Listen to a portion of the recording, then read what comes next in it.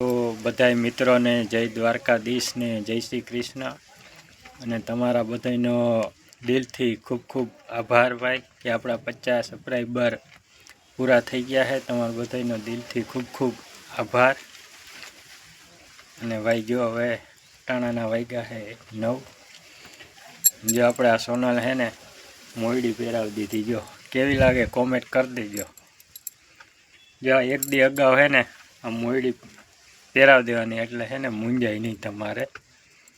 પછી જો આ અસોડો છે ને ડોકમાં સીધો અહીં ભમર કાઢીને બાંધી દેવાનો, એટલે એક દી અગાઉ બાંધ્યો ને ગમે એ વાસેડો પાડેડો એટલે મૂંઝાય નહીં। તો આ વિડીયો કેવો લાગ્યો હોય લાઈક કમેન્ટ શેર કરી દેજો અને મળી આગળના વિડીયોમાં। જય દ્વારકાધીશ।